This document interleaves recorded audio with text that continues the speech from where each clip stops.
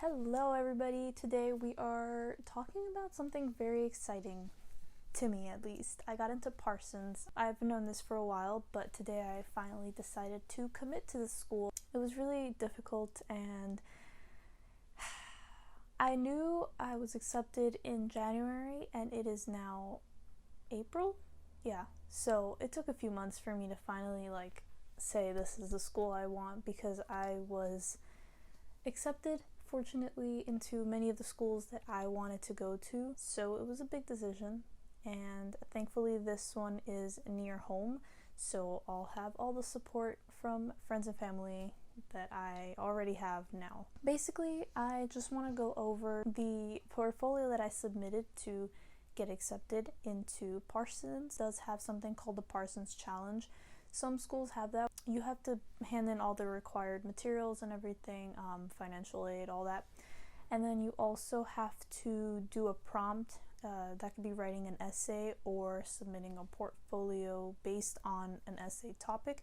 So in this case, Parsons does have something called the Parsons Challenge. Basically, I had to come up with a portfolio, obviously. So based on things that I had in that portfolio already, you have to create a new piece based on one or more themes that are already in the portfolio that you're going to be submitting. I had applied early action, but I kind of waited till last minute because I didn't know what to hand in and I was nervous. I'm not going to read my whole essay, but the picture I submitted, you only had to submit one.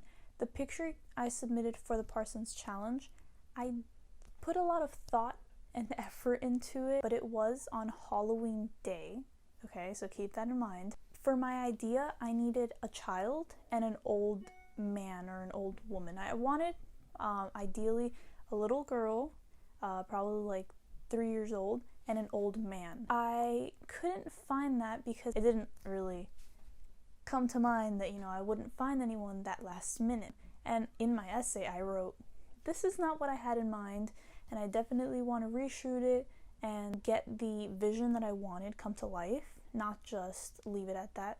So I felt like that was going to make me seem motivated. What I did was write in the explanation of what this picture meant. I'll just read that really quick. I put, a young boy lost in his innocence being shielded from the bad weather by an older figure. The boy is meant to represent those who do not yet understand that others are in far worse situations than them, and then he is curiously looking around with no worries or stresses, unaware of the dangers that the father figure is protecting him from. So this is the idea I had behind him. He has the umbrella covering the young boy. He is not content simply living without worries or concerns because he has nothing, wrong right now, but that's not enough for him, and instead is wishing for more excitement and something to make his life more positive as he points out away from the frame to something unknown to the viewer. So I didn't know, this was more of an artistic choice where I didn't know if I wanted him to be pointing at something that was actually visible in the shot, but eventually I just said, no, I'm gonna crop that part off. I took a few different angles and everything. He's pointing, there is an ice cream truck, so I just told him, point at the ice cream truck. He has an ice cream, a popsicle in his hand, so that is, obviously it's just a simple picture. I think the picture came out terrible. I don't like it at all. Visually, it's kind of ugly. But if you start thinking about what it means, then that I'm like, okay, that's what made it enough for me to put it in my portfolio. It was a deep thought and concept, so that's what you need for a portfolio. You just need to show that you can think deeper, you can have really pretty pictures, and I can see that you have really good technique and everything, but if you can't explain what your pictures are about or come up with a concept before or after. I have come up with concepts before taking a picture and then executing it, but sometimes I kind of just come up with it on the spot. But yeah, that's what my Parsons Challenge picture was. I also go on to explain what part of my portfolio inspired that picture. This is the next picture. I called it Draining My Colors 1 because there were two. They gave you space to kind of describe what each picture was. You could do a long paragraph or just a few sentences. I wrote, this colorized film photograph is a main piece in my ongoing series, Draining in Color. where I explore the lives of single mothers and their children. My purpose is in colorizing the film in post is to create a colorful and welcoming environment, yet I leave the parent untouched in each photograph. The mother appears drained of her color, but still by the child's side, no matter what. And yet the child seems to be in his or her own world, oblivious to the mother's lack of vibrancy. And by vibrancy, I mean literal physical color. But the concept is that it's not just physical color, it is her literally being drained of everything because she's given everything for her child. The concept is that a mother's job is to give and give until their energy is drained, but their efforts go unnoticed. The viewer can also see that even though the mothers are drained of their color, they find the power and energy out of nothing to be with their child and see them succeed. So I took this out of personal experience that my mom has been by my side no matter what, so I thought that was a really good option for my portfolio, and I explain a little bit more about it. This is the second one to that same collection. So what I did was, this is 35mm film. I scanned them, and then in Photoshop I colored them. I also added birds to this one, and then if you notice, the first one had butterflies all over the girl's head. That's just to show that they're in their own world. The next one is my collection Hands. I originally had this as individual pictures, but then ultimately I realized I didn't have that much space in my portfolio. They only let you submit like 15 to 20 pictures depending on the school, and I made them different sizes so that the important picture, which is the main picture of the hands, was highlighted over all the other ones. The little paragraph I wrote for this one was, "In today's society, we are motivated by all the wrong reasons, including personal gain. We constantly seek improvement, and enough is never quite enough. I have created these photographs to emphasize how simple it is to be fooled and manipulated." So I'm talking about advertisement, whether that is like women being portrayed in a certain way where you don't think you're perfect because you don't fit that specific type or look that you see on magazines or stuff like that. The picture of the hands all together in the top left is important, and it's the biggest one because I explain they portray the race to the top. In this case, the watch. The watch is the race to the top. The image shows that in the end, it's just a watch. I have not put emphasis on the watch like I have done with the other objects, so that it would almost blend into the hands and make the photo look flat. So I mean this as visually, this is what you see. Your eye is not drawn to the watch automatically because you see all these hands all over the place. I also go on to say, in the end, the watch, the object everybody pursues, gets lost in the traffic of people and everyone is the same. The watch did not actually make anyone superior at the end of the day. So that's just the theme and the concept that I came up for in that one. And actually, the original theme was a little bit different, but then as I thought about it more and collaging it just gave me that idea. So you're able to kind of manipulate it to make it sound better, or to just, fit what your vision is at the time that you look at it.